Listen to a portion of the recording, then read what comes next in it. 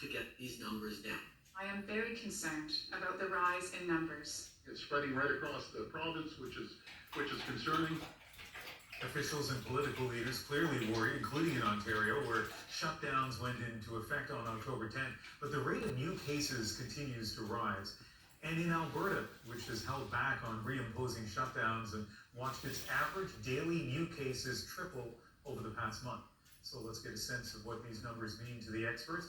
We're joined by infectious disease specialist Dr. Isaac Bogoch in Toronto and Dr. Lenora Saxinger in Edmonton. And Dr. Bogoch, let's start with you. Thanksgiving was about 2 weeks ago. Do you think that's a factor in the Ontario case numbers we're seeing now?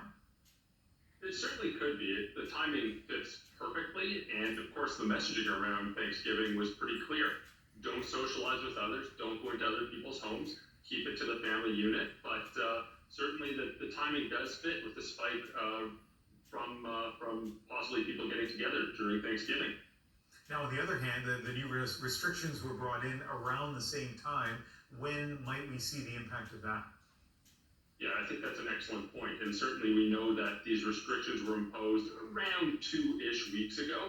And there's a window period of time where we would expect to see no changes, and we'd only start to see the earliest changes around now. So during this window period of when the restrictions were imposed and when we expect to see changes, it's not impossible to see growth in cases during that time. So I really think the next week and 2 weeks ahead will be very telling to see if there's any significant impact from those restrictions in alleviating the number of new cases in the community. And Dr. Saxinger, Alberta doesn't release numbers on the weekend, but what's your analysis of what we've seen coming out of your province over the last couple of weeks? Well, I think it's profoundly concerning, honestly. The rate of rise has been non-reassuring for a while, but the last several days have seen very high case numbers. We're starting to see more people coming into hospital, and so I suspect that this is legitimately a big concern for us. And what are you expecting to see or looking to see in the next couple of weeks in Alberta?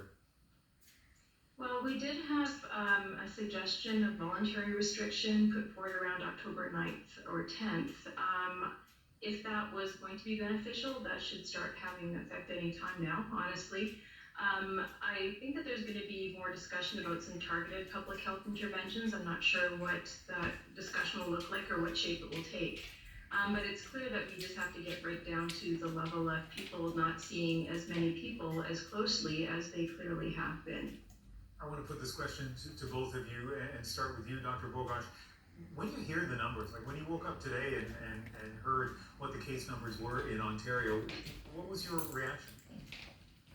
I mean, it's concerning. It's certainly concerning, and it's just another sign that we need to do better on many, many fronts.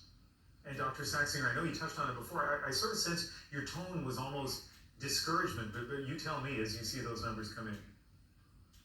Well, I mean, we're starting to see increasing case numbers in older people, which usually in many jurisdictions means that hospitals are next and ICUs are next. And a lot of us in healthcare look at that with, I think, really kind of grim resolve more than anything. It's not an optimistic feeling.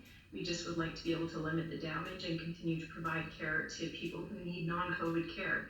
And so it's a very kind of walking the edge time, I think, right now, and we're really going to be looking for those numbers to get better. And so speaking of hospitals, I'm not asking you, Dr. Saxinger, to give us the sort of pan-Alberta view, but what are you seeing at the hospital that you're at? There's been a steady increasing trickle of cases coming in, many of them actually in their 50s, but some more older as well. And I think that we're already seeing a lot of healthcare workers being quarantined for symptoms, including myself, and people having to be off work for illness and COVID testing. And so the system is already showing signs of strain before the numbers go up, honestly. And I should ask you, showing symptoms but not testing positive for COVID-19? Right, and recovering from what seems to be a non-COVID cold, but it's a bad look to walk around coughing and sneezing in the hospital right now. Yeah, and Dr. Bogoch, we have about 30 seconds, but I know I asked you this last week, but what have you been seeing the last few days at your hospital in Toronto? Yeah, we still are seeing people admitted to hospital with COVID-19. Yeah, we've got if we were looking at our hospital, for example, in the summer, we didn't have a COVID unit. We didn't have any patients admitted for a period of time with COVID-19. And now we do it. We have a dedicated COVID unit that needed to be recreated. And certainly if we take a step back and look at Ontario, the bigger picture in Ontario, there is a real trend in a growing rate of hospitalization of patients with COVID-19. So it's real, it's happening, and we've got to get this under control quickly. As you know, always appreciate your time, Dr. Isaac Bogosh and Dr. Lenora Saxinger. Thanks to both of you. My pleasure. Thank you.